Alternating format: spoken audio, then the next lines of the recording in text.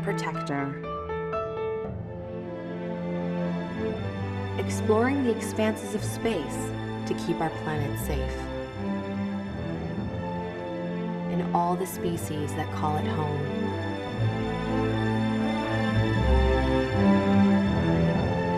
I am a healer, giving doctors the vision to create amazing new cures.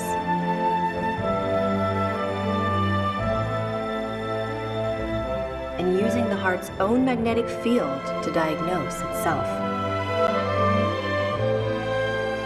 I am a guardian, searching a mountain of data to keep us safe when we travel. And a sea of people to find a lost child.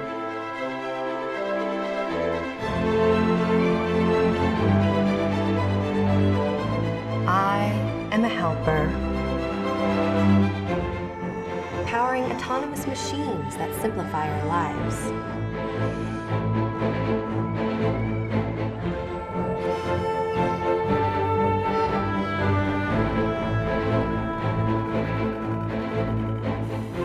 Capture our greatest adventures.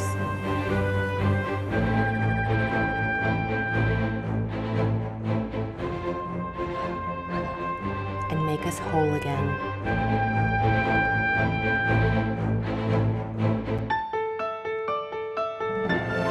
I am a visionary, enabling taxis that don't need steering wheels, and those that don't need roads.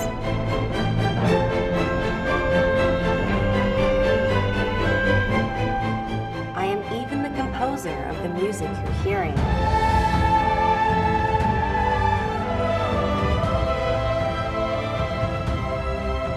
I am AI, brought to life by NVIDIA, deep learning, and brilliant minds everywhere.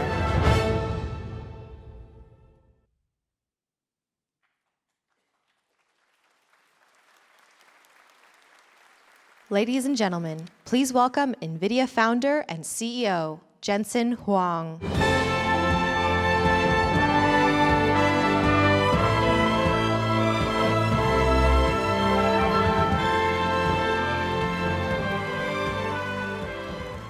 Ohayo gozaimasu. Good morning, ohayo gozaimasu. It's great to have all of you here. Wow, what a successful GTC we're having this year. Fantastic to see all of you. I have so much to share with you. I'm going to jump right in. My story today will have 3 chapters. The first chapter will be focused on computer graphics. The second chapter, high-performance computing and artificial intelligence. And the third chapter is the next wave of AI, autonomous machines and robots. So let's get started. As you know, computers is the single most important instrument of society today. And yet, we have reached the end of the road of traditional computing. Moore's law that the computer industry has relied upon for 35 years has slowed down tremendously. You used to be able to rely on Moore's law to provide 100 times performance every 10 years. 10 times performance every 5, 100 times performance every 10, and software keeps getting faster, and we're able to provide more and more capability in computers. However, because of transistor scaling, because CPUs no longer provides the level of parallelism necessary to perform, Moore's law has come to an end. However, there's another approach to achieve performance. We call it accelerated computing. We have been working on accelerated computing for our entire career. And over the last 15 years, we've made tremendous progress. In fact, our performance is moving and increasing at 1,000 times every 10 years. 1,000 times every 10 years. The question is, how do you achieve such incredible speed-ups? The only way to do so is to understand computer science from architecture to applications and everything in between. And we have to optimize the entire stack. NVIDIA is a computing company. We're one of the few computer companies in the world that operates, optimizes, and engineers at every single layer of the computer. We call it full stack optimization. As a result, we've been able to achieve tremendous results. Our company is organized, and we focus on developing this entire stack. One architecture applied to solving the greatest challenges in computing. We start, of course, with great architecture and chips. We build 3 types of chips today: a GPU, an SoC with GPUs and other accelerators, and then the NV switch, a link we call the NV link that connects multiple processors together for very high performance. Those chips go into our systems. We have 3 types of systems. The first system is called GTX and the new RTX. These are essentially supercomputers in a little tiny package. Extraordinary levels of engineering, and it goes into your PC and workstation, and it turns it into a supercomputer. The second type of system we call DGX. The NVIDIA DGX is engineered for high-performance computing and AI. Fully engineered systems that we also use as reference designs for computer makers all over the world. The motherboard inside is called the HGX for hyperscale graphics. HGX is available in almost every single cloud in the world and every single computer maker in the world. And there's one new computer system I want to reveal today. I'm very excited about that. The processors, the fundamental interconnects, the systems are only powerful with the entire acceleration stack. One of the most important things we do as a company is the acceleration stack. The system software, all of the libraries, computational libraries, and the domain-specific acceleration that we deliver in order to make each and every application run faster than Moore's Law would have predicted. Essentially, we have to optimize one application domain at a time. And the number of application domains in computer science today, as you know, is tremendous. These stacks are integrated into self-contained packages. These packages are called containers, Docker containers. From the NVIDIA Docker, the middleware and all of the SDKs inside, all containerized per application and put into the NVIDIA GPU cloud. We call the NGC. The NGC is a registry of all of these wonderfully packaged and optimized and tuned and tested software packages. The entire layer, the entire stack, is containerized and put into the NGC cloud. NGC is a registry. You download the container into all of your computers anywhere, whether it's in a cloud or in your data center or by your desk side. You now have a fully optimized acceleration stack. As I mentioned, we have to think about one domain at a time. Moore's Law stopped, and it will not continue, not because the world doesn't have good engineers. The world has amazing engineers. Moore's Law stopped because transistor scaling, the laws of physics, no longer allows it. So the only way that we could overcome Moore's Law is to think about one application at a time and to use the ingenuity of computer science, one domain at a time, to boost the performance beyond what was reasonably possible using transistors alone. We focus on 8 vertical markets. The gaming market is one of the world's largest technology industries. It is the driving force of our GPU. It is the reason why our GPU technology has innovated so fast over so many years, because the market is gigantic, and eventually everyone will be a gamer. Professional visualization, high-performance computing, otherwise known as supercomputing, artificial intelligence, transportation, which is going through a tremendous revolution right now, robotics, which is about to emerge, healthcare, one of the most important industries in the world, and AI at the edge, autonomous machines in general. These vertical markets, I can't talk about all of them today, but I will touch on some very important ones, and we will announce new products and new platforms that will help us grow and reinvent each one of these markets. The first dynamic is the end of Moore's Law and the emergence of a new computing model we call accelerated computing. The second dynamic is artificial intelligence.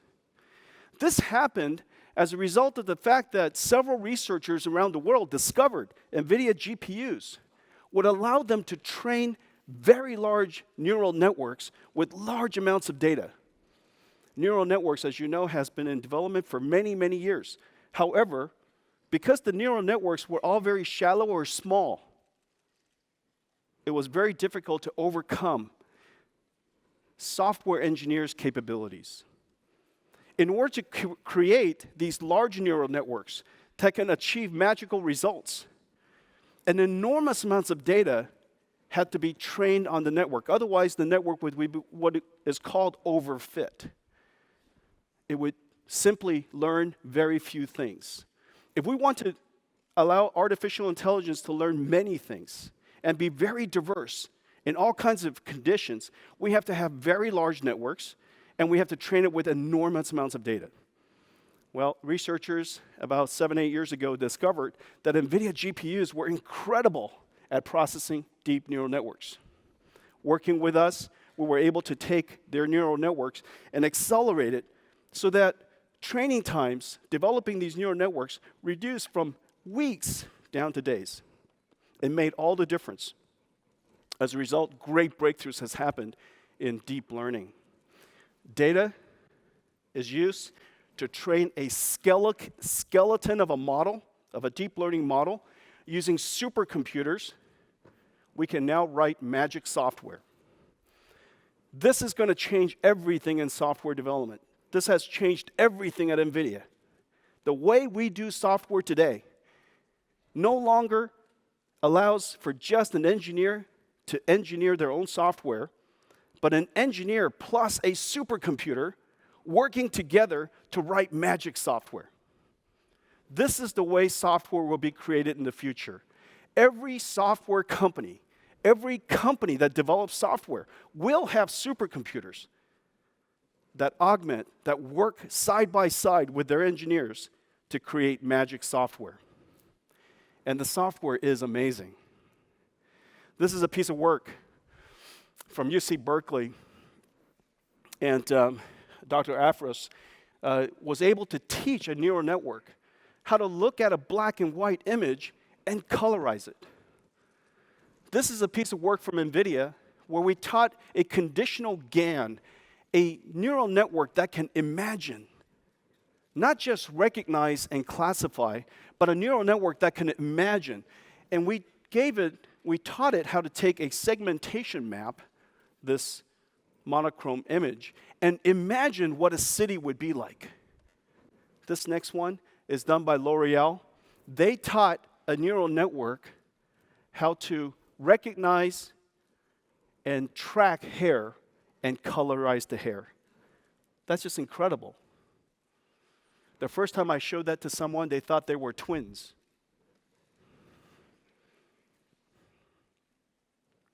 This one is really cool. This is done by the University of Hong Kong, literally with hand sketches. From hand sketches, you could go to a 3D model. You could teach a neural network to not only recognize and classify, but you could teach a neural network how to generate.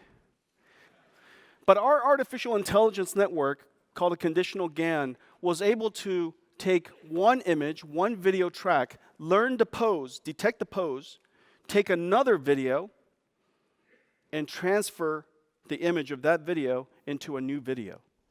This generative network has achieved amazing results. Well, these two fundamental dynamics, the end of Moore's law and the emergence of artificial intelligence, where software writes software, where software development is a supercomputing problem.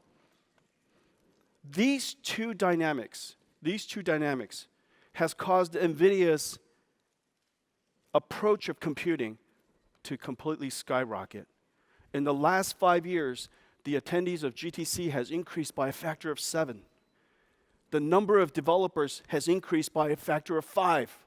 We have now over 1 million developers. This computing approach is now in almost every field of science.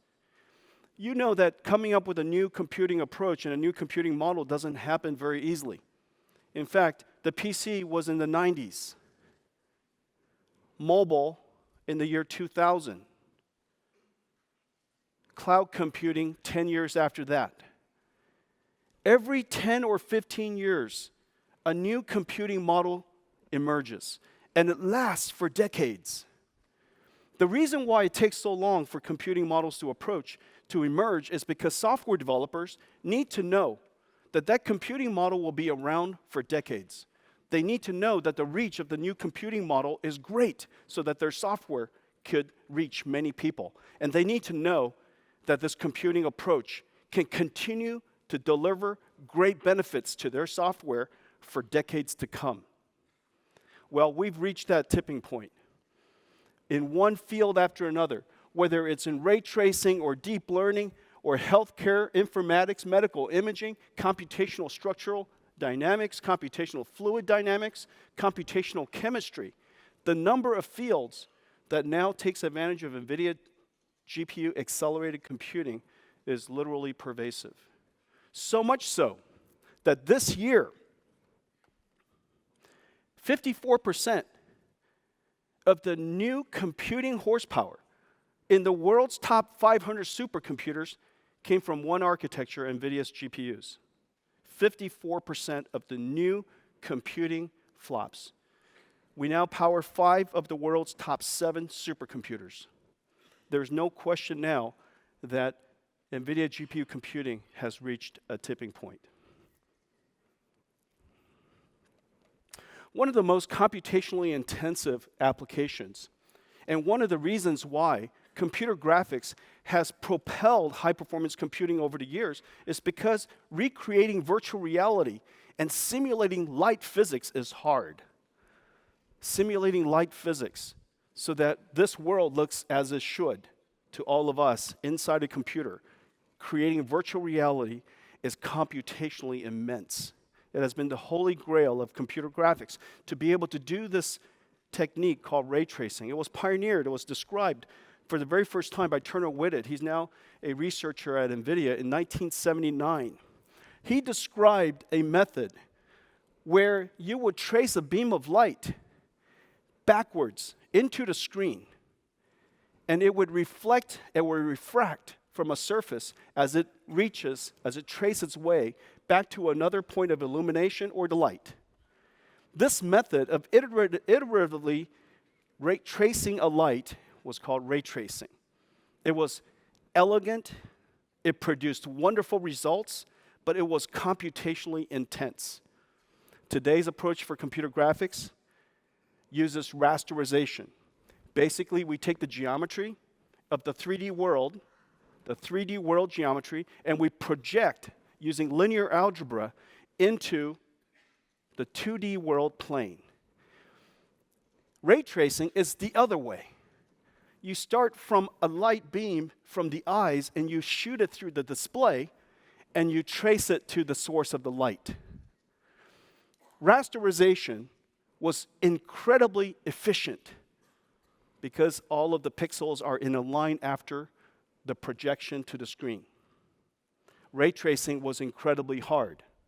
However, rasterization was very difficult, very efficient to construct the 3D world, but very difficult for complex lighting conditions. This room is a complex lighting condition. In fact, the only direct lighting is on me, yet all of you are lit. So the light is bouncing everywhere, and it's just picking up a little bit of yourself in the room. Ray tracing has the ability to produce photorealistic renders, images that look like a photograph, but it's computationally so incredibly intensive. Well, after 10 years of working on this problem, we were able to discover a new method for accelerating ray tracing. And this year at SIGGRAPH, we announced the biggest jump in computer graphics in the last 10 years. The ability to fuse a hybrid technique, rasterization plus ray tracing plus artificial intelligence. Combining the three technologies, we were able to produce real-time ray tracing for the very first time. And the first product to benefit from that was announced at SIGGRAPH this year, and it's the Quadro RTX. Quadro RTX is a brand new generation. That's why we called it RTX instead of GTX. RTX is a brand new generation of GPUs, the biggest leap in 10 years. It uses this hybrid rendering technology. There are 3 different versions that we showed, starting from $2,300 all the way to a $10,000 Quadro RTX 8000, which has the ability to shoot 10 billion rays, 10 gigarays per second into the screen, generating beautiful images. Quadro RTX 8000 also has the ability to combine multiple GPUs to create gigantic frame buffers. And the reason why that's so important is when you're creating a photorealistic world, the amount of digital asset that you have to create is very, very large. And so the frame buffer size has to be gigantic. Using our NVLink technology, where the GPUs could read and see each other's memories as its own, we were able to take 2 RTX 8000s to create a 96 gigabyte frame buffer for the very first time. The biggest shipping today is only 32 gigabyte that is used for our supercomputers. 96 gigabyte frame buffer. Now we can render almost anything in photoreal. Quadro RTX is going to enable us to go into some really exciting new markets. For the very first time, Quadro RTX, our GPUs, will be able to accelerate what otherwise was done previously in CPU farms. Large data centers of CPUs are crunching slowly 1 pixel and 1 ray at a time to generate the photorealistic image.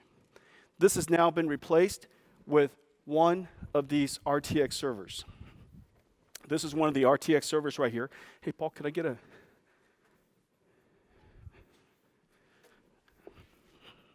Guys, this is what Quadro RTX looks like. Isn't that beautiful? The world's first ray tracing GPU should also be reflective. That's why it's made of chrome. Pretty amazing. 8 of these go into this new class of server we call the RTX rendering server. There are 8 of them inside.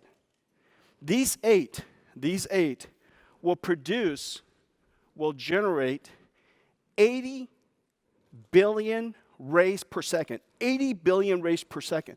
As a result, we could ray trace and photorealistic render 60 times faster than a CPU server. 60 times.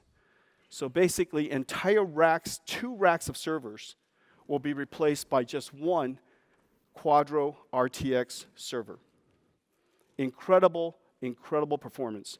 The benefits for the artist, of course, is to be able to create shots much, much more quickly. And in the case of IT departments, they can save more money. Because as you know, come on, you know. Somebody help me out. What do you know? The more you buy, the more you save. That's right. Okay. Just as it was for high-performance computing, it is now true for photorealistic rendering. An entire data center could now be replaced with one beautiful server. The adoption, the excitement from the industry has been incredible. From Adobe to Disney, Pixar, to Weta, some of the most amazing and the most important rendering and digital content creation houses in the world have adopted this architecture and racing to port their application onto the RTX. And the results are just fantastic. These markets are going to, for the first time, enjoy GPU-accelerated workloads for the very first time. $250 billion industry, film and TV, catalog and product design, catalog rendering, architecture engineering.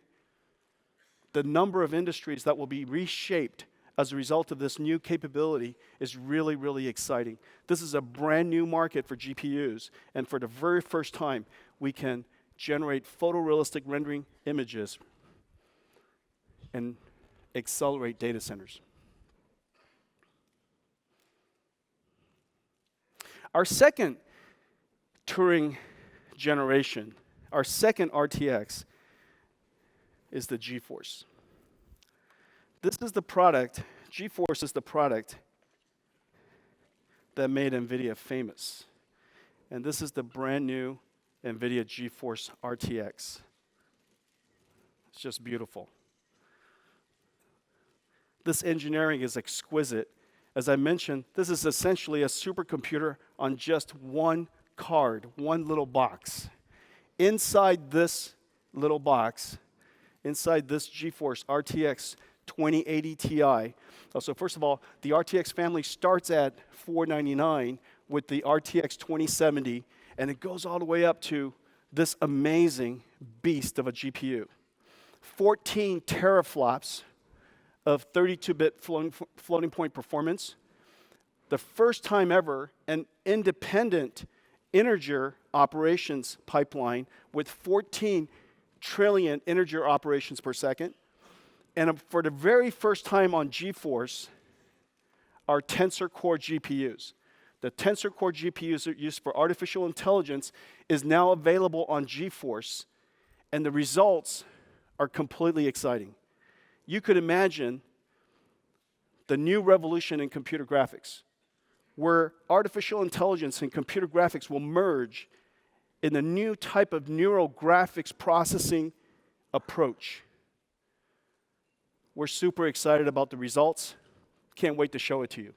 114 tensor flops and 10 gigaarrays per second of ray tracing. The results are really quite amazing.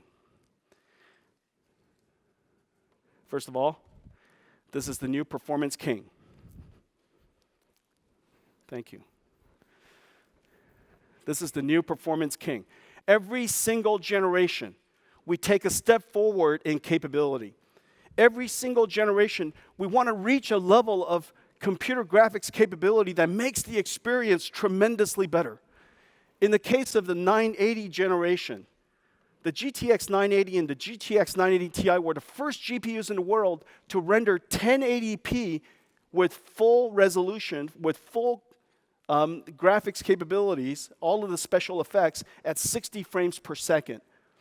The GTX 1080 was the first GPU in the world to achieve 60 hertz for 1440p.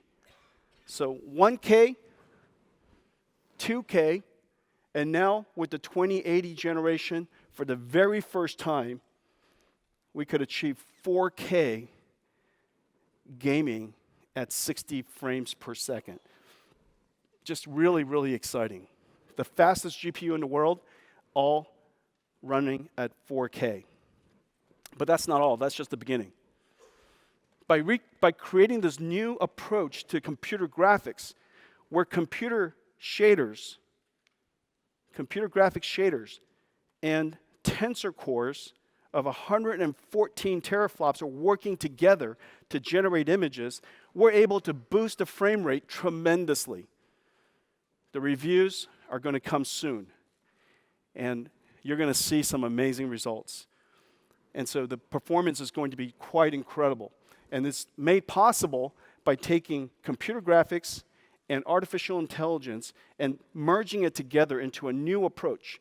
So 14 teraflops of shader performance with 114 tensor ops combined together, working together, deliver amazing results. And then lastly, ray tracing. For the very first time, it is now possible for you to see beautiful reflections and shadows, and it looks right. You know, usually when you look at a computer graphics game, you know something is not quite right. It's beautiful, it's fun, but it's not quite right. For the very first time, we're able to do ray tracing. As a result, reflections are just right. Shadows are just right, and they look realistically and beautiful. Our goal is to be able to generate images that look like photographs. In order to do so, several things has to happen. The reflection has to look right. The way that shadows are casted, the way that soft shadows emerge as a result of what is called area lights for people who are in computer graphics, or large lights. Those shadows are soft and beautiful and very difficult for today's traditional computer graphics to generate. We model that area light with a whole bunch of spotlights, a big area of those spotlights. And the approach, although can generate convincing images, don't look right. This looks like a photograph. In order to make this happen, so many things in computer graphics had to change. One of them is ray tracing. What you see here, of course, is light that bounced off this wall and is now illuminated on this white surface. Not only is the light coming from the top, light is coming from everywhere, otherwise known as global illumination. Well, what you're looking at is not a photograph.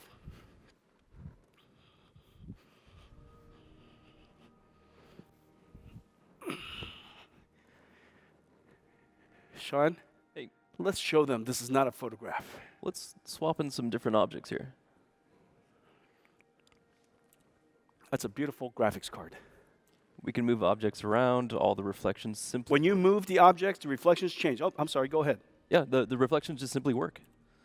Even as we change materials in our object, if we want it slightly less reflective, the behavior is simply perfect. There are two techniques that today's traditional computer graphics uses for reflections. One is called environment reflection probes. They basically generate an image of the environment and use it to use as a texture lookup. And the second is screen space. We no longer have to do that. We use ray tracing. And to really show off what we can do using ray tracing for global illumination, we've disabled some of the GI, and we just know instantly that this just doesn't look correct. This is one bounce ray tracing.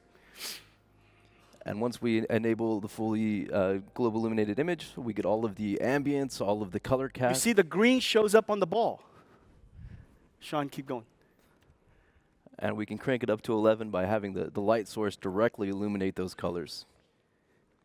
Everything in the environment becomes a light source. Refractions just work. Look, light is going through that glass jar and is being bent as it travels through the light through the glass jar. Reflections just work, even in motion.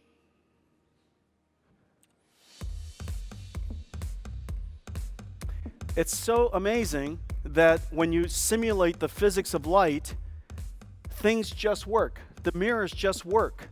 Reflections just work. Caustics just work. And look at the beautiful soft shadows. And the shadows are coming from everywhere, including all the little spotlights that are going around. This is just really amazing. So what I'm going to do now is to take all of this technology and put it together into one demo to share with you. What you're about to see, beautiful shadows, incredible reflections, reflections on reflections. The reflections are dynamic. Everything is running in real time. Let's show it to them.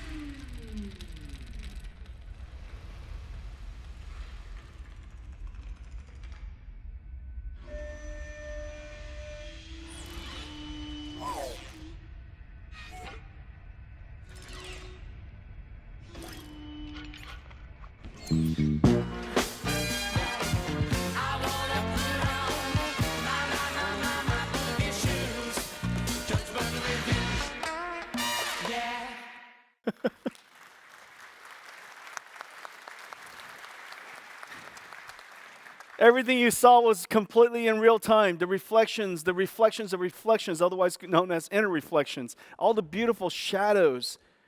Everything is now generated in real time. Ladies and gentlemen, this is the way video games will look in the future. It's completely lifelike, completely different than anything we see today. And frankly, it is so much easier to create. And the reason for that is because the lights just behave as lights. The different tricks necessary to create those special effects have tremendously reduced. The RTX generation, the biggest leap in computer graphics in the last 10 years, is going to reinvent computer graphics. This new hybrid approach of using rasterization plus ray tracing plus artificial intelligence, deep learning, neural graphics. These three techniques are going to come together as a hybrid rendering approach that we called RTX, and it is going to completely reinvent computer graphics. The NVIDIA RTX. I'm going to change now and talk about artificial intelligence and high-performance computing. This is the NVIDIA DGX2. It's completely new. We announced it recently. We'll be shipping it this quarter. This is the largest single-node computer the world has ever created. This system was designed for artificial intelligence, high-performance computing, and big data analytics. These applications are some of the most important applications that we know today, and we felt that it deserves a special, completely from the ground up architecture created for it. This one node has 2 petaflops. It basically replaces something like a few thousand GPUs, a few thousand CPUs. An entire data center can be reduced into one DGX2 node in the application of artificial intelligence and high-performance computing. 2 petaflops. What makes it really special is these 16 GPUs are connected by a brand new interconnect called the NVLink 2. As a result, every GPU can see the memory and can read and write to that memory with very low overhead as if it's their own memory. 16 GPUs are now sharing 512 gigabytes of memory. 16 GPUs, 2 petaflops, 512 gigabytes of memory. And the amazing thing is the aggregate bandwidth to that memory is 16 terabytes per second. 16 terabytes per second is effectively 400 CPUs memory bandwidth together. That's just an incredible amount of bandwidth and compute and memory in one single operating system node. One single node. DGX2 is going to change how computing is done for so many different applications. It is our system, it's right here. This is the DGX2. It is 190 or 160 kilograms. So I won't try to lift it. It is quite remarkable. This is the motherboard. This is the motherboard. Hi.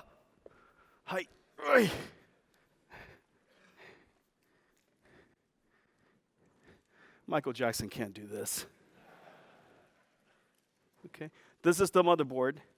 It is very, very dense. It is the most densely populated motherboard the world has ever seen, and heavy. And there's 8 GPUs. 2 motherboards are connected in the backplane through NVLink. These are all the NVLink switches and SerDes. And as a result, every single GPU can talk to every other GPU, and every single GPU can see the memory of all the other GPUs all at the same time. An incredible computer. This HGX2 is also the motherboard that goes into data centers, and it's a reference design for all of our system partners. Okay.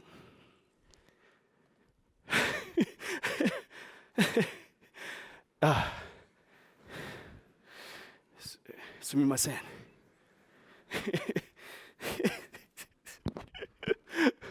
That was my workout today.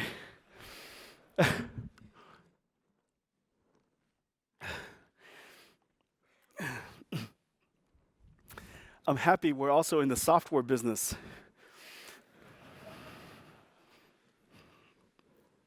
The NVIDIA DGX2. And so in order to achieve the highest level of performance for artificial intelligence, of course you have to make the right processors. You also have to make the right systems and the right system interconnect and all of the software that makes it possible to work together. The fast math kernels, the integration into all of the frameworks in the world. And there are so many frameworks. There's TensorFlow. There's Chainer here in Japan, an excellent framework. There's PyTorch. There's Cafe2. There are more coming. There are frameworks that are optimized for research. There are frameworks that are better for reinforcement learning. All kinds of different types of frameworks in the world. We have to work with all of the researchers to integrate all of this technology into it. As a result, the performance is utterly amazing. These are all of the fastest neural network training times. What otherwise would have been weeks can now come down to a day or a few hours. These are the fastest training times in the world. You could train the ResNet 50 in 24 hours. The ResNet 50 on 24 hours on one single chip. This is the fastest one-chip performance in the world. Just to put it in perspective, just 18 months ago, it was 10 times longer. Just 18 months ago, it was 10 times longer. In order to train, to basically compile one software, an engineer would have to wait 240 hours. Incredible on one node. Or they would have to wait 1,000 minutes. 1,000 minutes on the fastest node. Incredible amounts of time. And yet 7 years ago, it was another 500 times slower. And so we are moving at incredible rates. And that's only possible by changing the architecture of the GPUs, the interconnects, the systems, the system software, all of the libraries, and the optimization necessary to accelerate the frameworks. You ask and so this is for images, and these are CNNs, and these are RNNs.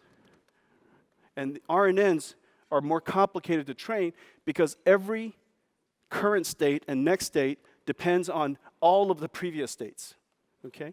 And so in order to do translation of language from Chinese to Japanese or English to German or whatever it is, you have to train on a large sequence of letters, map them into words, and translate them into the alternative language. Training time is incredibly important. You ask yourself, now that we're at 24 hours, it seems okay. When we're at 108 minutes, it seems okay.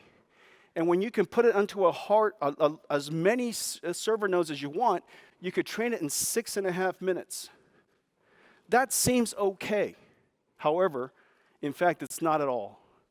And the reason for that is in order to do artificial intelligence, you have to try so many different experiments. This is just one experiment. Each and every single day, our engineers at NVIDIA try thousands of experiments. And they have to try it thousands and thousands of times. And in the future, we will have artificial intelligence write artificial intelligence. And so there will be an AI on top of these networks using reinforcement learning techniques to search for the best AI. The best AI model and the best AI settings, the best model settings to achieve the results. And so it turns out that we are far from good enough, and we have to keep improving the performance and the number of systems that we have to use to train our networks.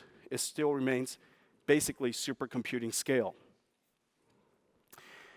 Well, here in Japan, we're doing just incredible work in high-performance computing and AI.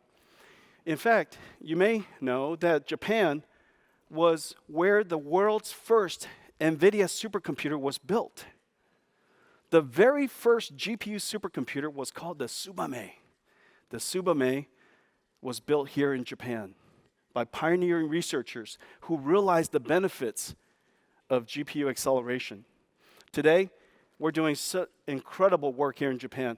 The ABCI supercomputer, AI supercomputer, is 550 petaflops. 550 petaflops. It's basically equivalent to 1 million CPUs.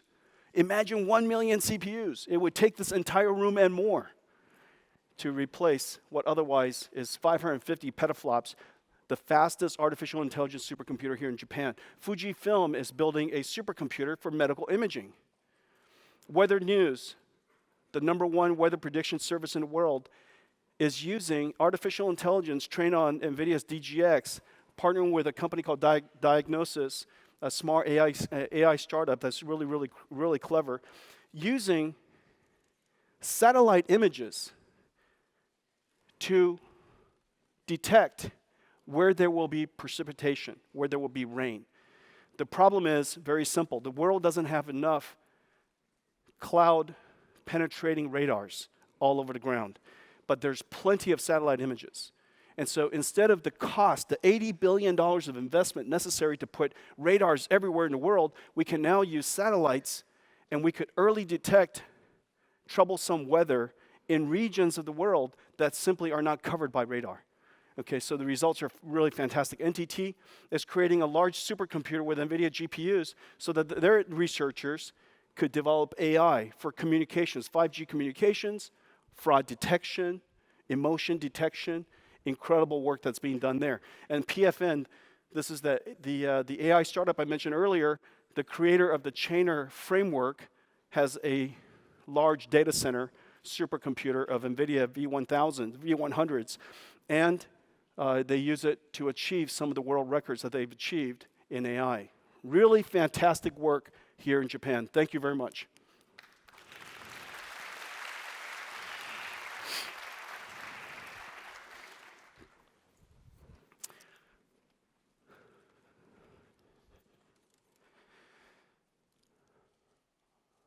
That's Taiwan. It looks safe. It looks okay. Everything's fine. That's where our fab is, so I'm happy to see that. So that's for high-performance computing and AI training. Training these models. Training these models are supercomputing problems.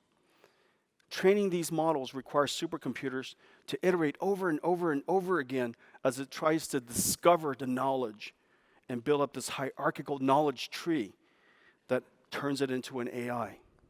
When you're done with this model is a large computational graph. This large computational graph has millions of mathematics parameters inside, and it does linear algebra. And this linear algebra creates software that no humans could write. And it's a gigantic program. No humans could write it, and no human could read it and understand it. It's so big. Well, it takes a supercomputer to run it. In training, it takes trillions of iterations to train one model. When that model is complete, billions of people will use it. That model sits in a hyperscale data center. That hyperscale data center has today 10 to 20 to 30 million processors, all running microservices. Every single time you use your mobile device, search for something, talk to the web, talk to the net, every time that happens, a small microservice that runs on this neural network happens. And their job is to deliver that neural network performance as low latency as possible so that your quality of service is good. And also to enable the data center to have high throughput so their capital cost could be low. They want the low latency for quality of service. They want the high throughput so that their capital costs could be lower and they could support more customers as a result. Last year, we announced a new GPU dedicated for inference. After you're done training the model on NVIDIA GPUs, you could run it on NVIDIA GPUs. It doesn't matter what kind of model. There are thousands of different types of models being created. It doesn't matter. If you create it on NVIDIA GPU, of course, it will run on NVIDIA GPU. We call it the Tesla P4, the P4. 75 watts, sits in a hyperscale data center, and it runs these neural networks at high throughput and low latency. Well, ladies and gentlemen, today we're announcing a brand new hyperscale GPU. Look at this thing. Look how cute it is. Ladies and gentlemen, the Tesla T4. The brand new hyperscale GPU. It is a universal inference accelerator. It fits into any hyperscale server from 1U to 4U. It only consumes 75 watts, and so it fits anywhere. Plugs into a PCI Express. There's some very new things with the Tesla T4. It's based on the Turing architecture. The Turing architecture that I just described that will revolutionize computer graphics, Quadro RTX and GeForce RTX. I believe it will completely revolutionize how AI is deployed in data centers. The Tesla T4 has a brand new Tensor Core GPU inside. The Tensor Core GPU is a reinvention of our GPU. If you look at Pascal, this is our previous architecture, the architecture that became enormously successful in artificial intelligence. And the reason for that is because we're able to process, because we're naturally good at linear algebra. Linear algebra is the foundation of 3D to two-dimensional transformation that I mentioned earlier. Pascal was so good that it revolutionized and made popular deep learning. We realized that we could do so much more. And we realized the impact and the importance of deep learning to every field of science.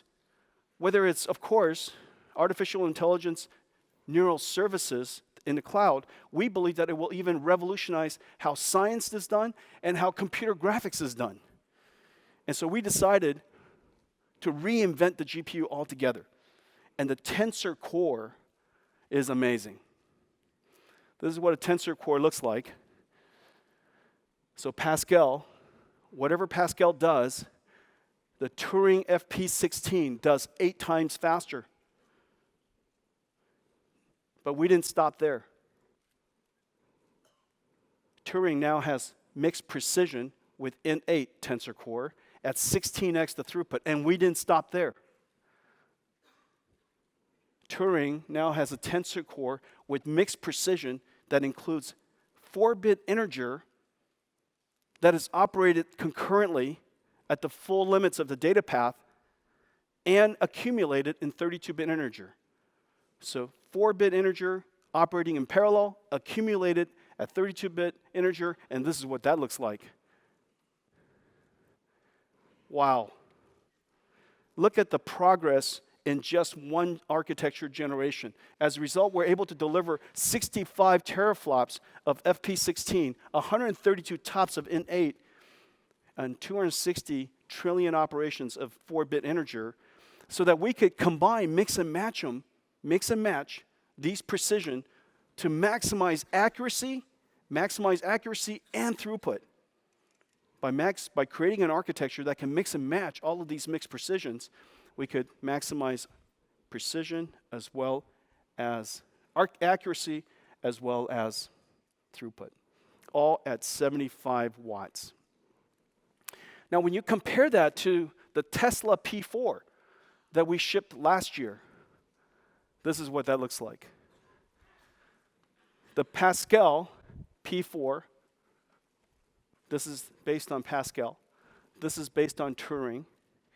The difference is extraordinary.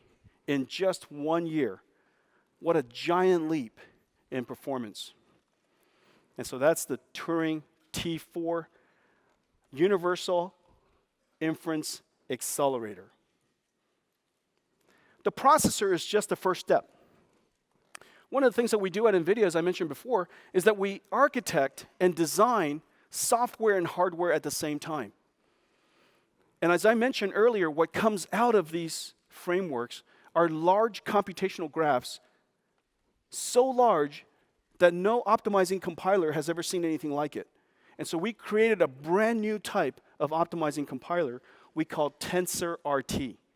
TensorRT analyzes the entire computational graph, figures out what kind of layers each one of them are, fusing it vertically, fusing it horizontally, and has the ability to optimize the memory reads and writes so that the architecture is taken advantage of at its full potential. TensorRT was one of the best things we've ever done. And we've discovered it's also one of the hardest things we have ever done. TensorRT, in combination with our new GPU, delivers amazing results. This is what happens with TensorRT. This is the brand new generation we call TensorRT 5. TensorRT 5 has the ability to do CNNs and RNNs, multi-layer perceptrons, neural collaborative filtering used for recommendation systems. So whether it's speech recognition, image recognition, recommendation search, or speech synthesis, The results are absolutely remarkable. Huge step-ups over what they can do, what hyperscale data centers can do in CPUs alone. Huge step-up. Well, in just the 1 year's time that we've announced the Tesla P4 and the TensorRT, we've had over 12,000 developers, artificial intelligence developers, download TensorRT in just 1 year, in over 4,000 companies. There is no question that deep learning is being deployed throughout the world. It is now included in hyperscale data centers around the world, and we're seeing incredible growth here. In just 1 year. People are using it for video analytics, real-time live video, because it's so important to make sure that harmful video doesn't reach the public. Speech recognition. You know that almost everything we do requires talking to your phone these days. And the type of services that we'll see in the future are going to be amazing. You'll be able to talk to your computer, talk to the phone, talk to the cloud, talk to that service as if it's a human. Speech requires very low latency. And when billions of people are using it at the same time, you need low latency and you need high throughput. Otherwise, these data centers simply cannot sustain it. So video analytics, speech, search, natural language processing, images, maps, the number of applications, and this is just a few, the number of applications that are now taking advantage of deep learning is just growing exponentially. And so these hyperscale data centers cannot just run one thing, it has to run everything. Every one of these applications has to run, and that's one of the reasons why the universal nature, the universal architecture of the Tesla P4 is so powerful. The demand in the marketplace is great, and all of our system makers, partners, recognize it. So there's so many different versions being built. And one of the versions that is being built is the Quanta Grid 4U with 16 Tesla T4s. In just one node, we will see 1 petaflops of floating point inference performance. 1 petaflops of floating point inference performance. Let's take a look at what that means. When you have something that is this dense in just one 4U computer, this is what it looks like. Well, this is what a traditional server looks like. And suppose we had a 200 CPU server, that's what it looks like, 5 racks, 60,000 watts, 5 racks and 60,000 watts, and you could use it to run these networks that type of services that you would expect. And this is what it looks like with the new Tesla T4. You see that?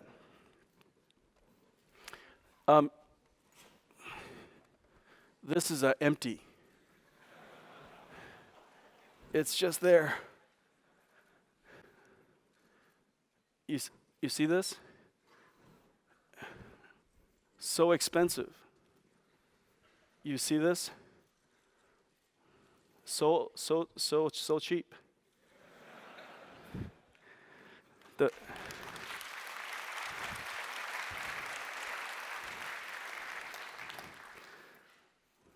The more you buy,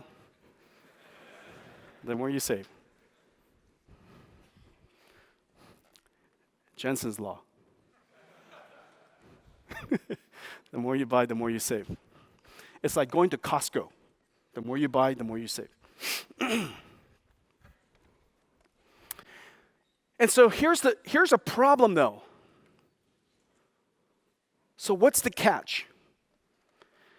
It turns out that the adoption is going fantastically, but it can go even faster. There's a challenge with this. The challenge is the number of models and frameworks, the model type and the framework type that we can run concurrently on a GPU is 1. We can only run 1 model type and 1 framework type at one time on 1 GPU. That was the state of the art of Kubernetes on NVIDIA GPU, Docker on NVIDIA GPU, and all of our software with TensorRT 4.0. Even though the throughput is incredible, the utilization is not high. So if you need the throughput, if you need the fast latency, then of course you will use these GPUs. However, if you're designing a data center that can run any application inside it, and you want the utility to be high, then this can be a limiter. Well, we've realized this for some time, and so we've been working on this new software stack. And this new software stack is just utterly incredible. I'm so excited about this. We call it the TensorRT Hyperscale. The TensorRT Hyperscale. Basically, it works like this. This, for many of you, it's a container. There are containers inside. Each one of those colored cubes are different models. One could be a CNN, one could be an RNN, one could be an MLP, one could be an NCF. Okay? There are all kinds of different models that could be running inside a container, and those containers are running inside a pod, a Kubernetes pod. And this is the Kubernetes infrastructure. Kubernetes is the single most important large-scale, hyperscale orchestration infrastructure today. Hyperscale is simply impossible without something like Kubernetes. And Kubernetes adoption is all over the world. Kubernetes is really fantastic. Kubernetes is now on NVIDIA GPUs that we announced last year. The other really important infrastructure of hyperscale is Docker. And we also have mentioned that because of Docker, we were able to create the NVIDIA GPU cloud. However, inside each one of these containers, there can only be one model. Well, today we're announcing our TensorRT Hyperscale. And it basically has four characteristics. The first is Kubernetes and Docker on NVIDIA GPU has been enhanced for multi-model capability. We now have a new inference engine. The new inference engine sits inside one of the containers in the pod.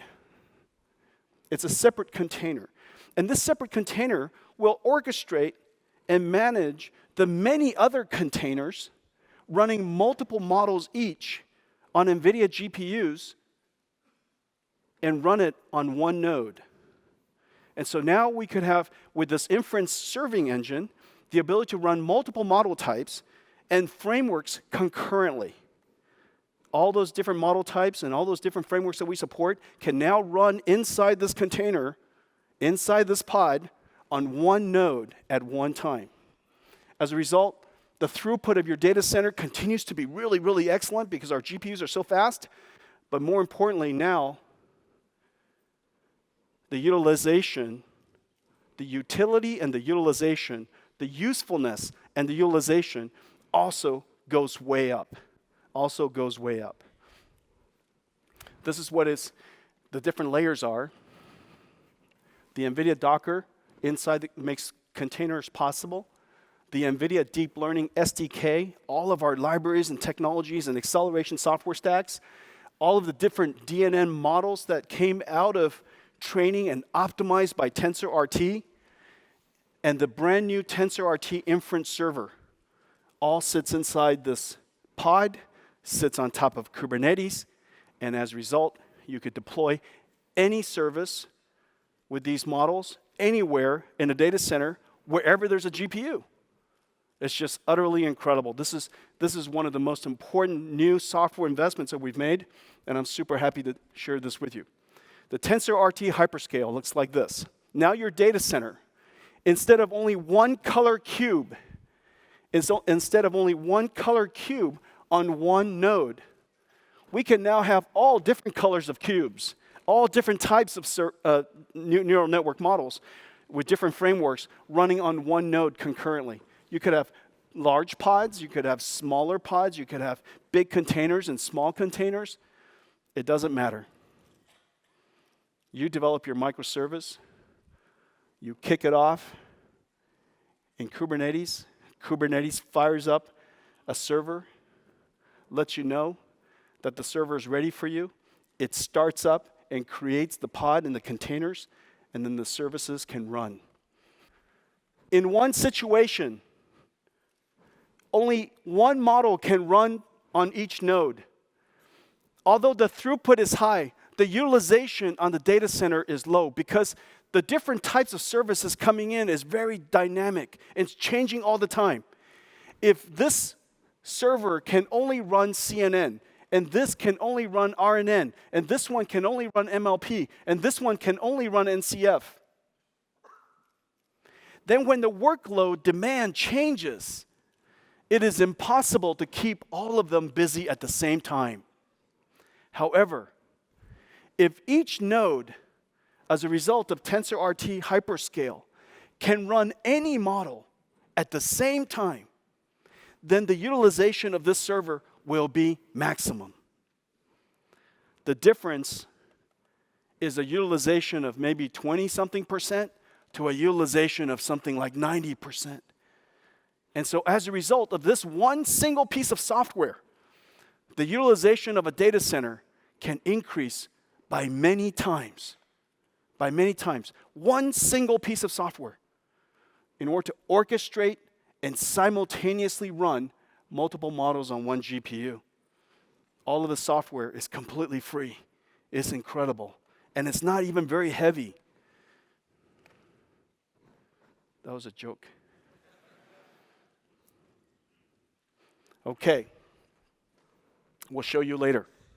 And so our inference performance is incredible. Ladies and gentlemen, the NVIDIA TensorRT hyperscale, the brand new Tesla T4 Universal Inference Accelerator in combination with the multi-precision tensor core that is 12 times the floating point performance of the last generation, the new TensorRT 5.0 that is optimized for tensor cores, and the performance are incredible, and you add that with all of the Kubernetes and Docker enhancement and the brand new TensorRT inference server.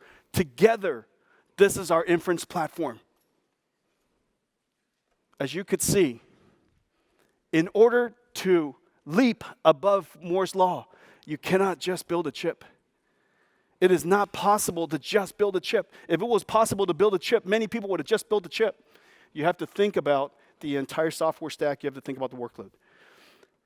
Talking about chips, one of the most important chips NVIDIA has ever made is something that has just gone into production, and I'm so excited about it. We architected and started dreaming about this chip 5 years ago. 5 years ago. And then 8,000 engineering years later, ladies and gentlemen, the Xavier. Xavier is the first of its kind. Xavier, there's so much technology inside, but let me explain it simply. Xavier is designed to put artificial intelligence and high-performance computing at the edge, inside autonomous machines, so that these machines in the future can be intelligent. It could be an intelligent car that drives by itself. It could be an intelligent shuttle. It could be an intelligent lawnmower. It can be an intelligent truck. It can be an intelligent robot for manufacturing. Warehouse robots to help you lift heavy things. In the future, there might even be a robot here to help me carry the HGX2. And we can bring the DGX on stage. In the future, these robots, these autonomous machines, need a new type of brain. That brain we call Xavier. That brain requires to do several things. First of all, it has to have very high bandwidth SerDes capability, I/O capability. Xavier has 109 gigabits per second of input SerDes, 320 gigabits per second of bidirectional SerDes, or 640 gigabits per second. In one chip, almost 1 terabits per second of SerDes. No chip has ever had this much I/O. And the reason for that is this. We need to support multiple cameras, multiple LiDARs, multiple radars. We want to create a chip that has the ability to scale from 1 to 2 to 4. And so the ability to interconnect and reassemble these systems is vitally important. Number one, very high speed I/O. Number two, sensor processing. We could sensor process from images. The ISP is incredible. The ISP is utterly incredible. 10 trillion operations per second. It does image processing, tone mapping, high dynamic range natively, has the ability to warp images and de-warp images, all of the different types of image processing capabilities inside one ISP. There's a SOFA, stereo optical flow accelerator, that has the ability to look at stereo cameras and infer from it the motion around it. It has a PVA, a programmable vision accelerator, for traditional computer vision architectures and algorithms that we still want to use. It has a DLA for deep learning accelerator. It has a brand new GPU with the Tensor Core architecture inside. And it has 8 ARM64 high-performance CPUs. All of this is packed into one thing. And the reason for that is this. All of these autonomous machines share something in common. They have to take the input from all the sensors. They have to figure out what the sensor says. They have to sensor process.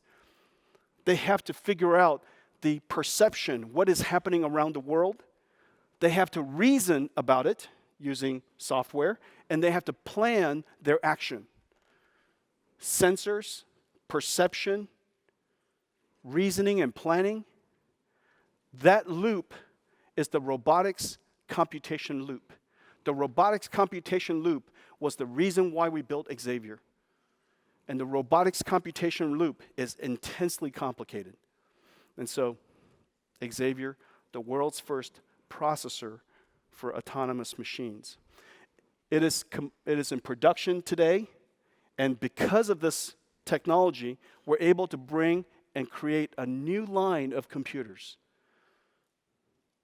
I'm so excited to announce a brand new line of new computers from NVIDIA. It's called the NVIDIA AGX. The NVIDIA AGX. Sizes and shapes of many different kinds. We have the NVIDIA AGX, high-speed SerDes, up to 320 trillion operations of tensors, up to 25 teraflops of floating point computation, CUDA computation, 16 gigaarrays per second, and I'll explain why that's so important in just a second, and it's starting at 15 watts. This little tiny computer, let me show you a couple of examples of them. This is the Xavier. This is the future brain of autonomous machines. This is the Xavier processor, 8,000 engineering years in the making. And in the future, I will have one right here to assist my intelligence. Okay, so this is the Xavier. And there are many versions of Xavier of AGX we can create. And as a result, we can embed AI supercomputing into machines. You could have one that's connected to, this is an autonomous computer, completely self-contained computer. This is a PCI Express computer. So you have your embedded system, you want to plug Xavier into it. It's really easy. High-speed IOs everywhere. If you have a car and you would like to have sensors, GMSL sensors and CAN bus connected to it, we have Xavier for level 2 and level 3 cars. And then we have the large Pegasus, which takes multiple Xaviers, multiple Turings, connect them all together into a supercomputer, and that's for robot taxis. We have all of these different types. The robotics loop, as I mentioned, the robotics loop, the autonomous machine loop, the processing loop, starts from inferring the surrounding world into the robot sensors, and we do sensor processing, mapping and localization, where am I, perception, what is around me, reason about the path and the task I will do, and try to understand the situation around me, the context, because it might affect what actions I take. And I need to do this with diversity and redundancy. And the reason for that is because where these machines affect lives, we simply cannot have one mode of failure. There cannot be a single mode failure. And so we have to have the ability to do things with multiple ways, and that's why we have PVA and DLA and Tensor Core. We could process different algorithms in different ways. We have so many SerDes, so we have sensor redundancy. And we have so much computing performance because all of those algorithms have to run redundantly and check each other. In the future, performance is directly related to safety. Safety equals performance because safety requires redundancy and diversity. Whether it's an architecture of very complicated systems or airplane, diversity and redundancy is vital to the architecture. And those systems are engineered into NVIDIA's processor Xavier, as well as the entire software stack that we create. And so this is the robotics loop. Sense the world, process through sensors, perception, reasoning, and action, and as quickly as possible, respond. As a result, it's comfortable, it interacts with you naturally, and it's safe.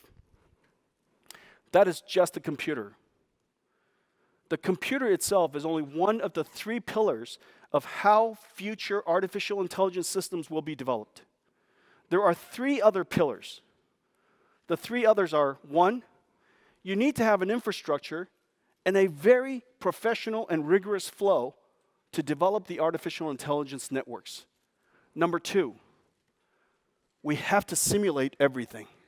Simulation is the foundation of good engineering. And simulating artificial intelligence systems is vital to success. And then number 3, the deployment, the driving itself. So training neural networks, simulating the system, and driving the car. Okay? So these 3 pillars are vital. I'm going to show you our progress in simulations. The first simulation I'm going to show you is this. As you know, one of the most important tests today in cars for the car industry is called NCAP. In order to achieve a safety rating, you have to go through certain tests. The benefit of having a simulator is we can take all of the tests and put it into virtual reality. And so the first demonstration we're going to show you, and Mark Daly is going to show it to us, is an NCAP simulation of our driving stack trying to pass a test. Okay, so ladies and gentlemen, let's go. Mark Daly. Here we go. Hi, Jensen. Hey, Mark. So real quickly, we actually modeled one of the test tracks that they do these NCAP test trainings on. And everything you're watching here, while it looks pretty real, this is all done in simulation. This is all being done in real time. The tests that we're watching here, we're watching various tests of, these are the car-to-car interactions on the NCAP test. And this one is for AEB testing. This is for AEB testing, so if you're a little uncomfortable. Emergency braking. So we stop very, very late, but that's the nature of the test. Right. Okay? That's Go right. ahead. And these are car-to-car interactions. In some cases, the target car, we call it, is moving much slower than the ego car, and yet we stop in time. And one of the benefits of a simulator, excuse me, Mark, one of the benefits of a simulator is we could test it against cars that we rarely see, but cars that we really don't want to hit. Like, for example, that Ferrari, that LaFerrari. And another benefit of simulation, we can change weather conditions. We can change the time of day. Here we're running at night with just headlights to illuminate the target car and see how our autonomous driving performs. That's really fantastic. Do you have anything else? Well, we do. Let's move from the NCAP tests and move over to localization. Oh, look at that. Hey, before you start, look at that. Just now. Oh, no, that's okay. That's okay. Sorry. We're able to avoid real cars as well as balloon cars. I was so happy when we avoided the balloon because we tested our car on real cars. We've never tested on balloons. So the first time we tested on balloons, it worked. So clever. You don't want to hit anything, even the Ferraris and balloons. That's right. Okay, well, let's switch real quick over to another simulation that we've been working on. So this is localization. This is the ability to determine where you are within a centimeter or two of a map. This is critical if you're going to drive autonomously and do any kind of path planning. Today we have things like GPS, but the error on GPS can be meters, several meters. We use something called localization to allow us to determine where the ego car is within a centimeter or two. Yeah, and so Mark, the thing that's really important is we have to localize ourselves in many ways. The first way that we localize ourselves, of course, is using video odometry, just to make sure that wherever we were before, that the car knows its movement and its trajectory and velocity. Okay, and so the relative motion of the car is done through visual odometry. The second is by detecting the lanes. By detecting the lanes, even if you don't know where you are, you could detect the lanes and stay within it. And so using deep learning, we could recognize the roads and stay within it. Another way of doing localization. The third way of doing localization is to localize yourself within a map that was created in the past called a high-definition map. The localization using cameras to a high-definition map is really hard. And the reason for that is this.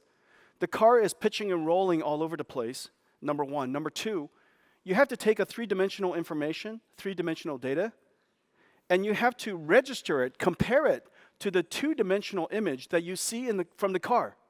So this two-dimensional to three-dimensional transformation and registration is computationally intensive. Well, two-dimension, three-dimension to two-dimension, two-dimension to three-dimension transformation and registration is something that computer graphics is really good at. And so as a result, visual localization using our GPU is fantastically accurate and fast.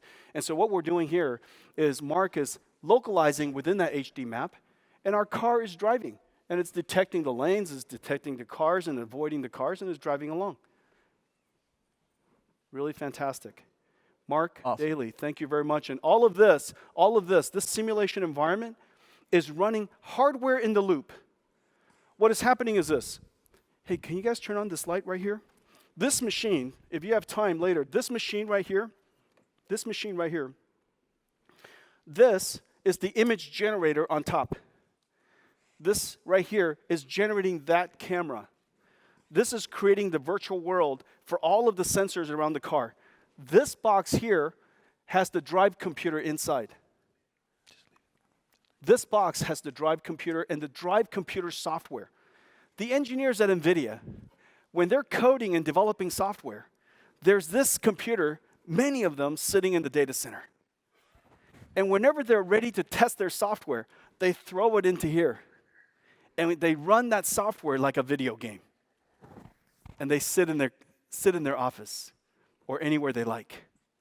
As a result, they don't have to go down to the car and test every piece of software. This continuous integration process allows our software engineers tremendous productivity. But they have to know that the binary is identical, that the software stack is identical, that they don't have to change anything, that it's real. If they don't trust this simulation environment, they will not use it. And so this simulation environment has to behave just like the real world. The vehicle dynamics is integrated with a company called IPG, and we create these worlds. We integrate with the map that comes from companies like Zenrin or TomTom or Baidu in China or here. And these high-definition maps are connected to this server. And this server is essentially a car, a virtual car in a virtual world. And software development could be incredibly fast. That's what's actually running. Okay, so ladies and gentlemen, thank you, Mark. Thank you.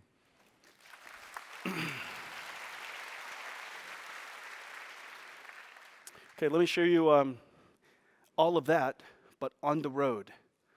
And some of these videos are really fun.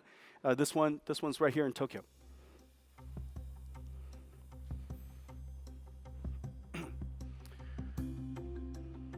We have the ability to lane, we can merge into traffic, we could change lanes, get on the ramp, off the ramp.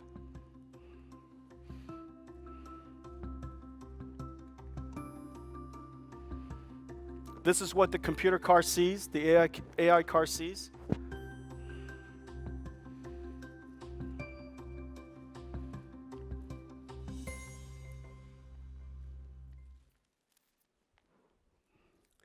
This is in California.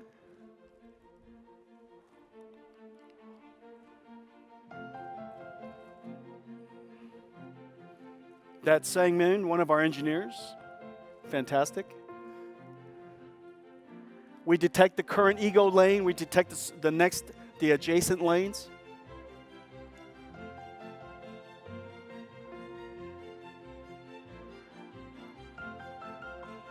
We're just making incredibly fast progress now. This entire platform is open, so all of our partners could use pieces or all of the software. Sang-min is now taking the off-ramp from 280 back towards 92 towards 101. There goes the off-ramp. It's detecting everything. The path planning has multiple different ways, and we choose the best one all the time dynamically. This is in suburban areas. We have the ability to recognize situations. Detecting intersections is really, really hard, and detecting lights is hard. And so we can now detect intersections of all kinds and detect lights.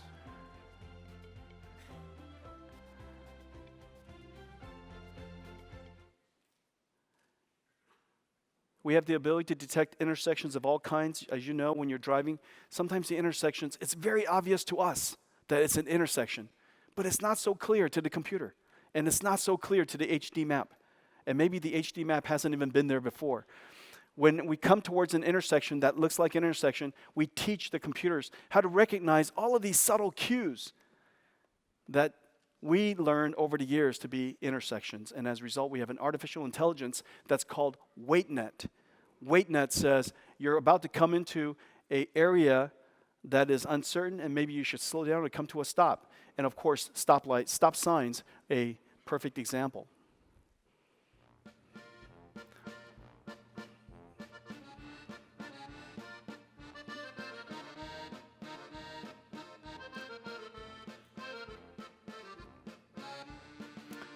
These are called California stops.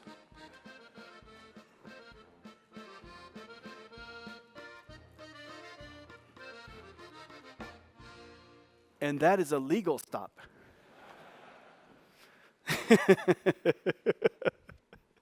Okay, so Drive AV. Yep. Thank you.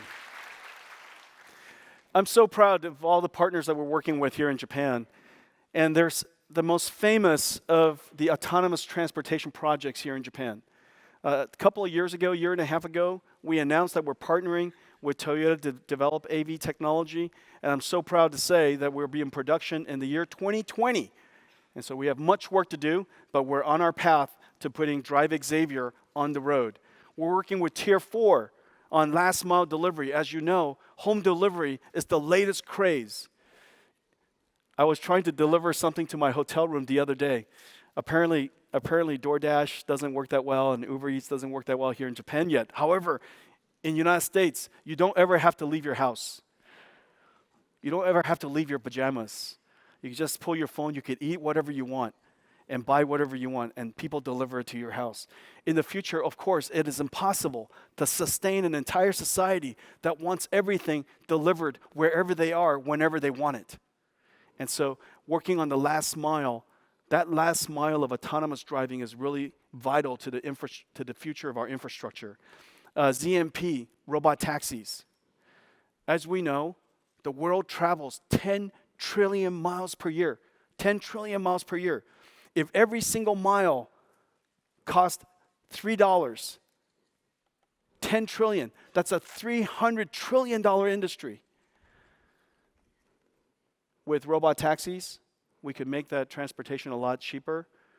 We will still have lots of taxis all over the place. It's still great to have somebody who can find these very complicated roads here in Japan, as you know, that is not very well mapped. It will be decades before robot taxis can handle that.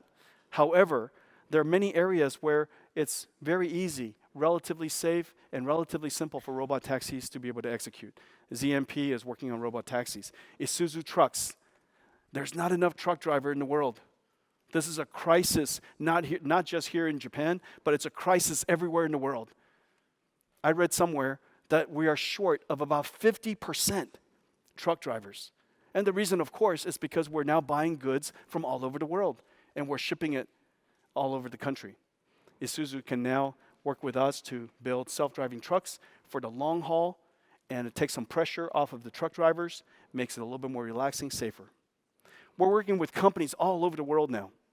From Toyota, we announced Mercedes-Benz working with us on building their robot taxis. We're working with Volvo, Subaru, all of these mobility service companies working with Uber, Tier 4, Zoox in California, Neuro, ZMP, Zenuity, Aurora, a great startup, Ascent, the trucking companies, Isuzu I mentioned, Volvo, one of the world's largest trucking companies, the Tier 1s that we're working with, Denso here in Japan, Bosch, Continental, ZF, and the mapping companies all over the world and sensor companies all over the world. The reason why they work with us is because NVIDIA's system is the only self-driving car system that is open, it is programmable, and it's rich with software so that they can take advantage of all the different pieces of it that they need or want. It is a completely open computing platform. I am super excited today to tell you that after several years of working on our autonomous driving computer, the Drive AGX Xavier development system is now available to order. Isn't that beautiful? A brown box.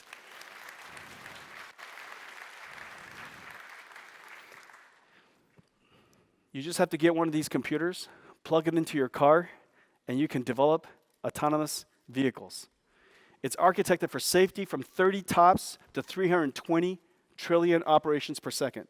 It runs our drive software 1.0.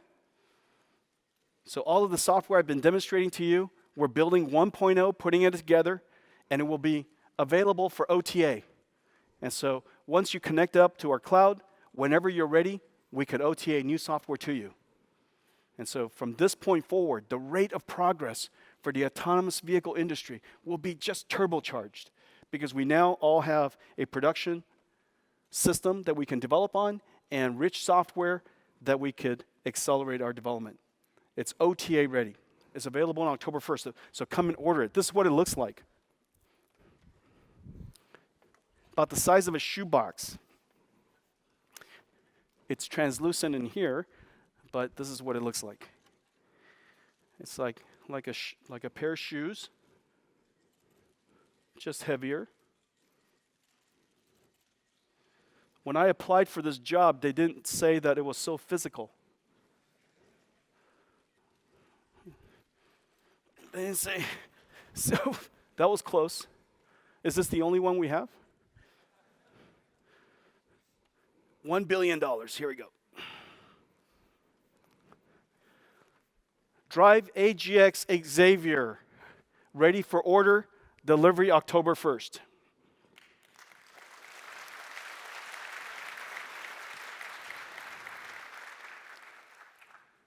There's another type of robot I want to show you.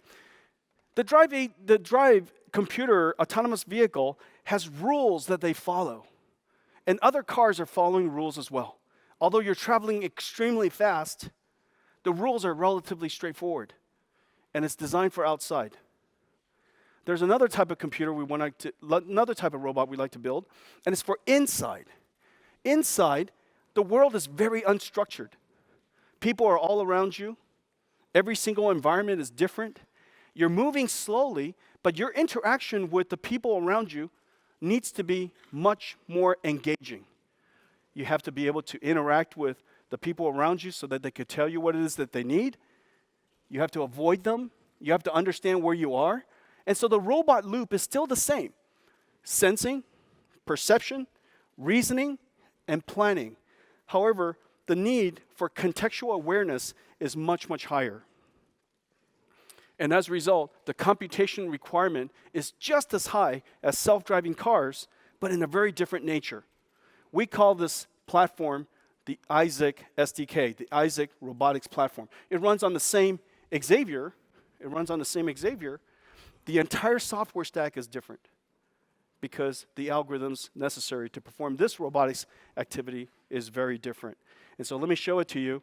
This is our Isaac SDK running on our reference robot we call Carter. Our reference car is called BB-8. This is called Carter. The two computers are the same. It's the AGX. The software stack was Drive, and it is Isaac here. Let's show it to him.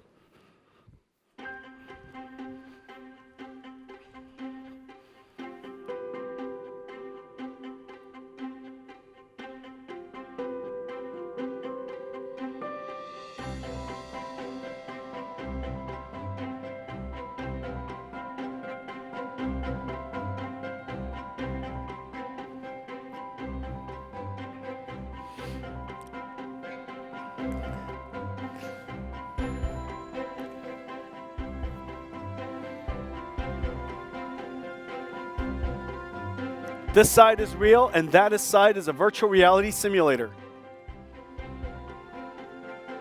Could you imagine a robot going into an elevator and coming out in a completely different map in a different world? This is the NVIDIA headquarters.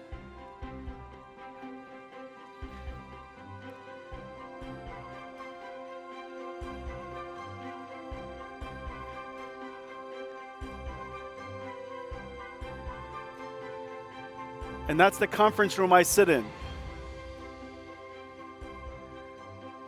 And that's my lunch.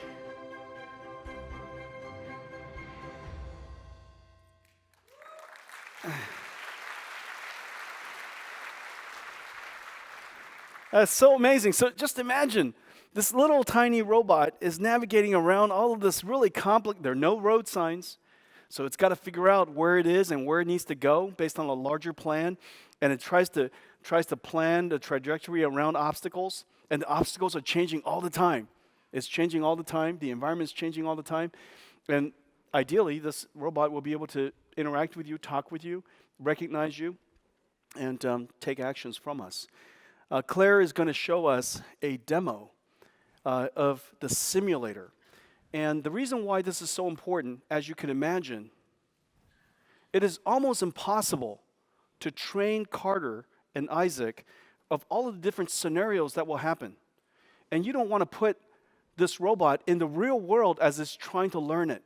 And so we want to create a virtual world where the robot can learn how to be a robot.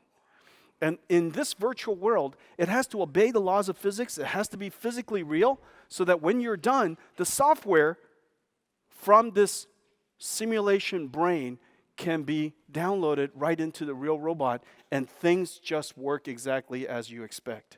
And so the simulator, and all of the algorithms, of course, of robotics is vitally important.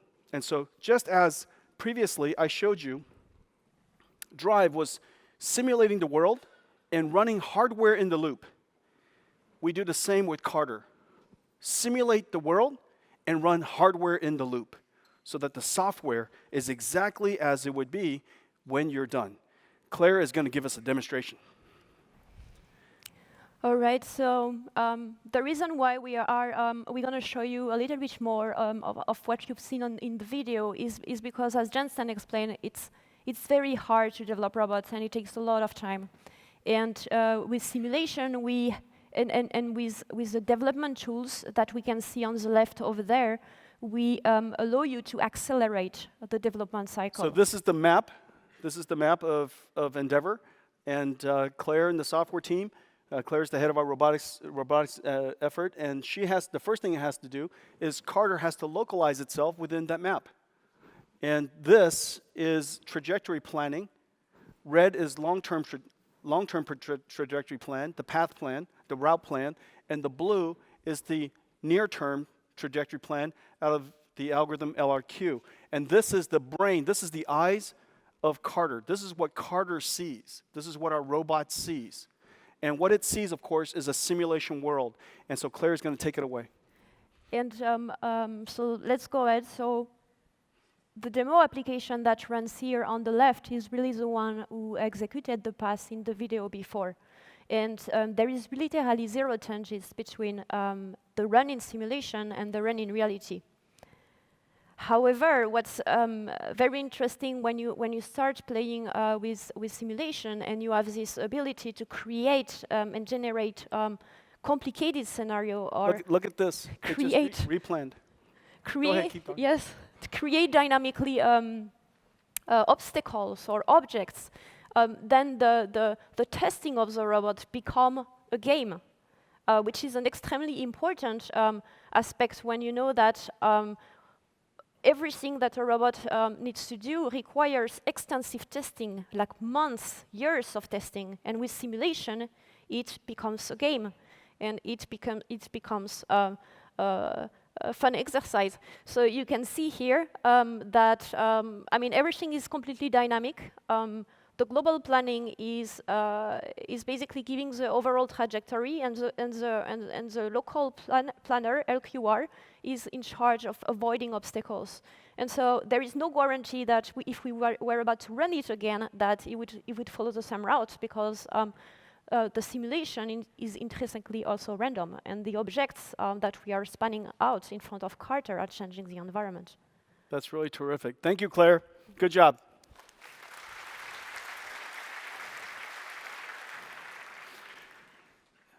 The Isaac SDK comes with a whole bunch of really, really sophisticated software.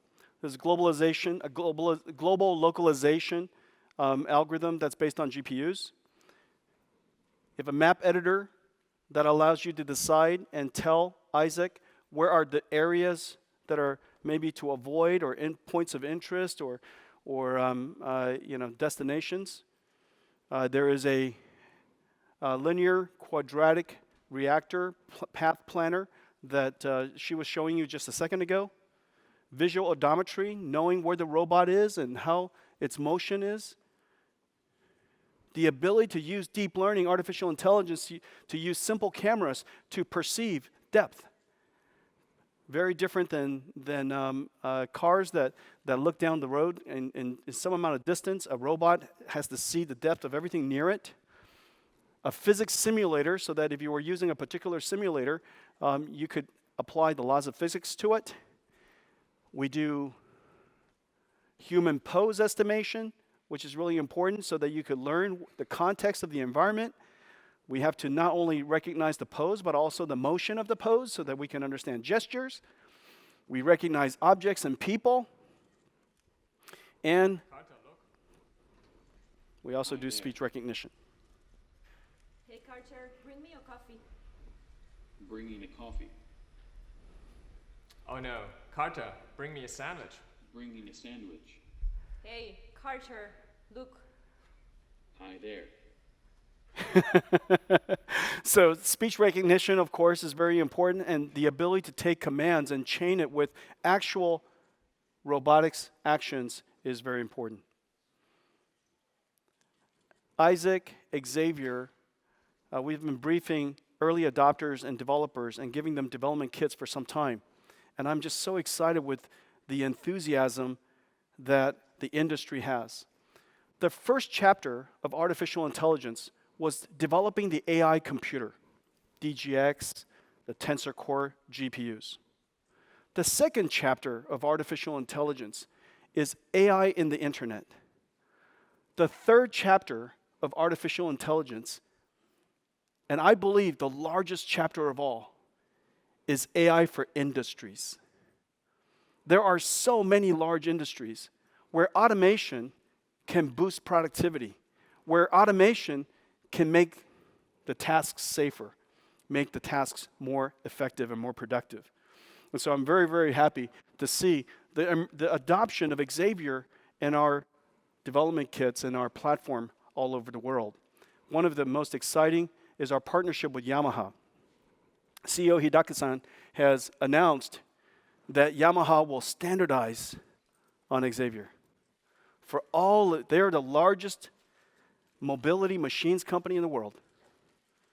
And because all of these mobility machines needs to be more automatic, safer, more aware, finally with Xavier and our SDK and our acceleration software, they could create intelligent mobile machines. Intelligent mobile machines. So I'm very, very pleased and very proud that Yamaha is standardizing on NVIDIA's AGX architecture. Thank you.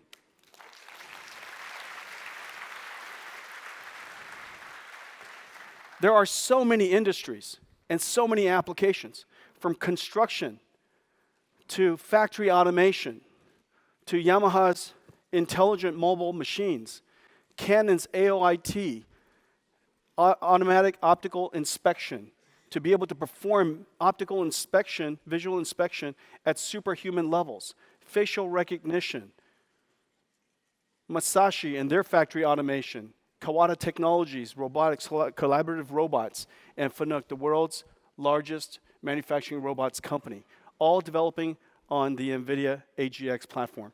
I'm super excited about that, and look at all of the different industries that will take advantage of robotics technology and automation in the future. Thank you very much for your partnership.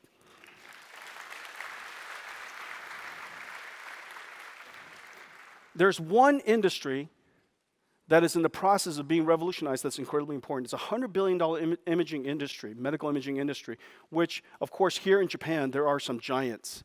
The fundamental processing pipeline of medical instruments is sensing, image reconstruction, to reconstruct images that you cannot see with your eyes, and only possible with all the different sensors, whether it's X-ray or ultrasound or magnetic resonance. There's a box that it can't do today, and then it visualizes it and shows you what your eyes cannot see. From tens of gigabytes of bandwidth to teraflops of performance, this is what it takes to build today's medical instruments. All of these instruments that I show you has NVIDIA CUDA inside. From 1 to 12 GPUs. From 5 to 50 TOPS of computational performance. The amount of computation necessary for today's medical imaging systems is really amazing. It's built basically like this. There's an FPGA front end, there's a CPU to run the host, and a bunch of GPUs to do the image reconstruction. What we're going to do in the future is to replace it with one Xavier. For many of the instruments, we can now replace and integrate all of the FPGA SerDes into the Xavier chip, to do all of the sensor processing and image reconstruction that already runs on CUDA on the Xavier chip. And for the very first time, we could apply 30 teraops of AI processing to image recognition so that it can do automatic detection right there in situ, or it could do segmentation to reveal and help you see the fuzzy images better. Okay? And then, of course, visualization. All on one chip. If you want more performance, we could have a scalable version of it. This line is called the Clara AGX. The Clara AGX. One Xavier replacing multiple chips, and the software is compatible with all the software that's being developed today in all these medical instruments. Today we're announcing the availability, the open availability of the Jetson AGX. It's an embedded AI computer for edge computer development. It basically looks like this. This is as big as it is. And I want to show you, give me the Quadro card.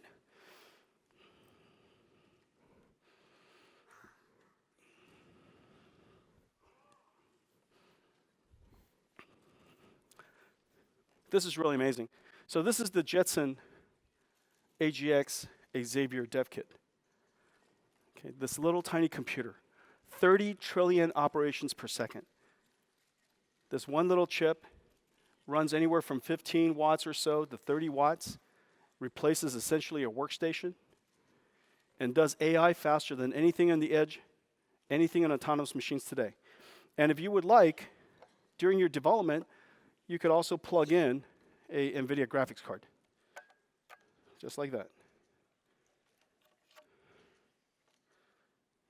just like that, okay? Pretty amazing, right? Okay? And so as a development kit, it's easy to use. And it comes with world-class Linux capability and 2 acceleration stacks. The Jetson acceleration stack for you to write your own software, or the Isaac robotics SDK for you to build robots. That's it. We made several announcements today, but these are all of the new NVIDIA platforms. It's amazing how many new things that we have just announced. The Quadro RTX is going into production, ramping production now. The GeForce RTX is ramping production now. The RTX is going to reinvent computer graphics. The world's first hybrid computer graphics system that includes rasterization, ray tracing, and deep learning fused into one. We announced the Tesla T4, this little tiny computer. It's so small I could keep it in my pocket. The Tesla T4 computer, little processor, universal inference accelerator, the world's first, that can perform at this level, incredible levels, hybrid and mixed precision.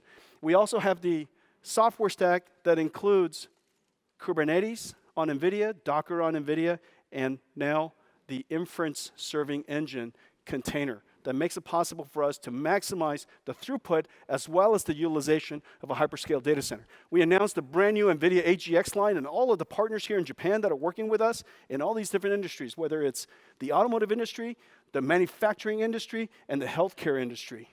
And then lastly, those dev kits are available for you to try right away. Not only does it come with a great computer, it comes with a fantastic acceleration stack. This acceleration stack allows you to create your own software or to take pieces of our software and turn it into an amazing application. Ladies and gentlemen, this has been a great pleasure to be here with you today. And I would like to show you one more thing that I've learned recently. And so with that, I want to thank all of you for coming to GTC. Have a great GTC.